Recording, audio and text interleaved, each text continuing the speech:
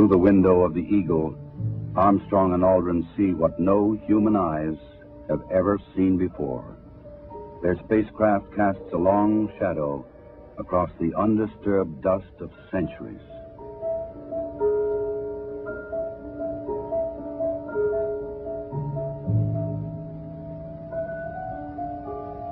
Seven hours after landing, after careful preparations for later ascent were completed, Armstrong opens the Eagle hatch and begins his climb down to the surface.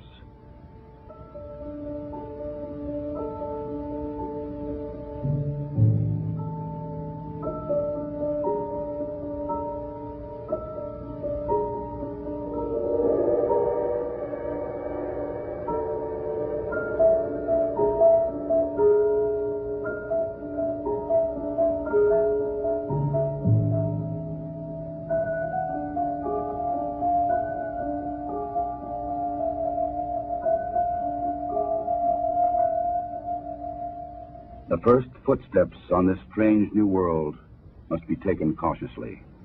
The moon has only 1/6 the gravity of Earth. The nature of its surface was still unknown. And step off the limb now. That's one small step for man, one giant leap for mankind.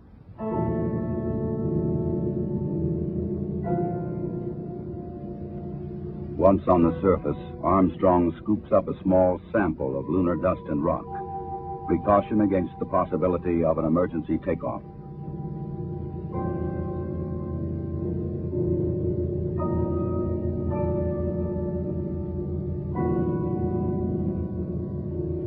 According to plan, astronaut Aldrin now descends from the Eagle. He and his equipment would weigh 383 pounds on Earth.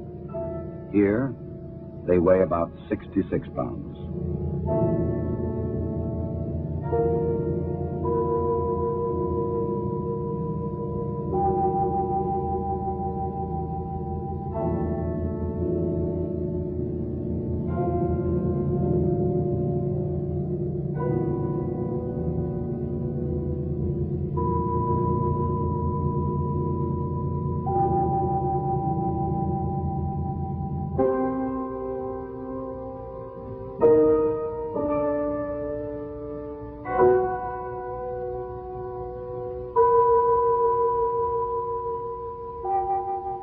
For a brief moment, the first men on the moon stand and look at the stark, lonely landscape around them, an experience which no one before them can share. But there is much to be done in the limited time which they can stay on this airless, cloudless satellite of Earth. This sheet of metal foil traps and holds particles from the sun, the so-called solar wind, or barrage of solar energy, which constantly strikes the moon's surface. Results of this experiment will be taken back to Earth to reveal new secrets to anxious scientists.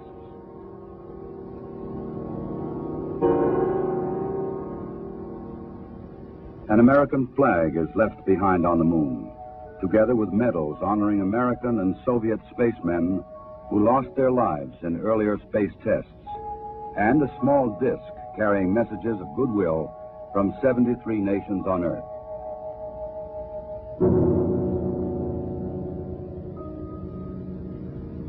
A plaque on the lunar module reads, "Here, men from the planet Earth first set foot upon the moon, July 1969 AD. We came in peace for all mankind." Through a specially made television camera, viewers in many nations on Earth were able to watch the astronauts as they walked and worked on the moon. Despite the bulky spacesuits and the backpacks containing oxygen, temperature control, and communications equipment, the Apollo 11 crew found they could move easily about the surface.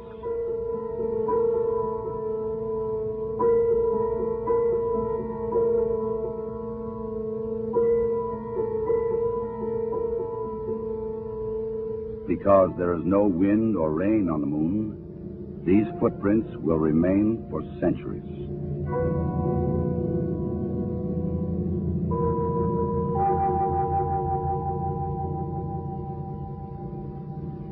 In addition to collecting rock and soil samples, the explorers leave behind a seismometer.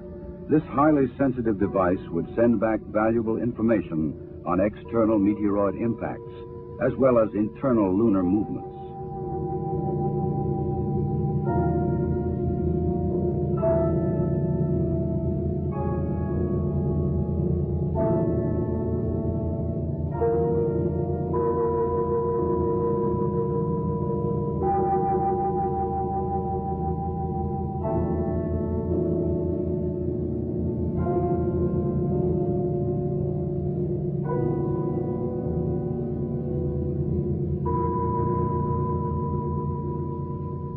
A 100-prism laser reflector would help man to measure the exact distance from Earth to Moon to an accuracy of 6 inches. These were the first of many experiments which will be taken to the Moon to provide man continuing and increasing knowledge about the Moon and the vastness of space beyond. After 2 hours and 31 minutes, the first lunar explorers had completed their research on the Moon. A night of rest in the lunar module, countdown preparations, and they were ready to come home. Tranquility Base, Houston. Guidance recommendation is pings, and you're cleared for takeoff. Roger, understand. We're number 1 on the runway. 7, 6, 5, port stage, engine arm ascent.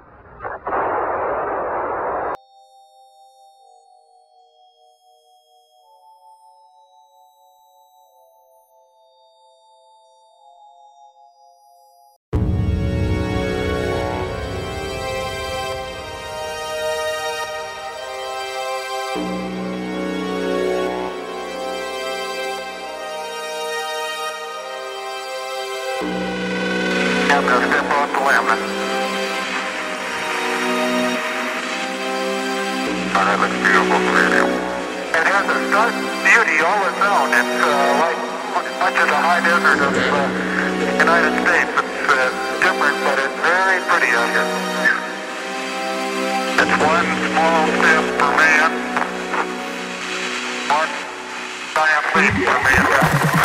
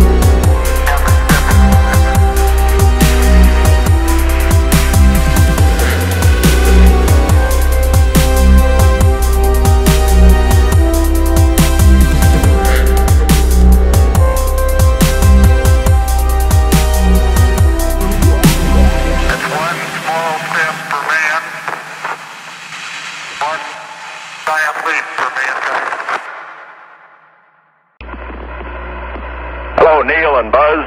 I'm talking to you by telephone from the Oval Room at the White House. And this certainly has to be the most historic telephone call ever made. I just can't tell you how proud we all are of what you...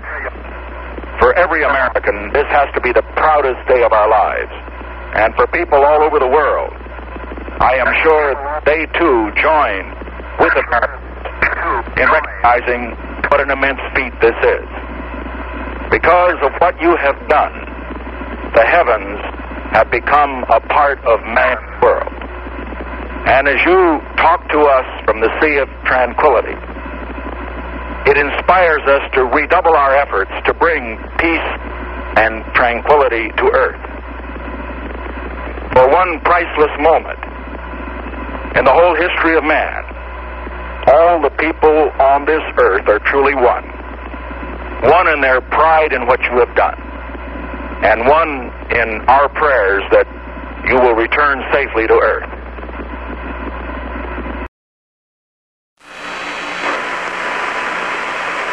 It's one small step for man, one giant leap for mankind. Oh, that looks beautiful from here, Neil. It has a stark beauty all its own. It's like much of the high desert of the United States. It's different, but it's very pretty out here. Every precious minute of their 2.5 hours on the surface was programmed.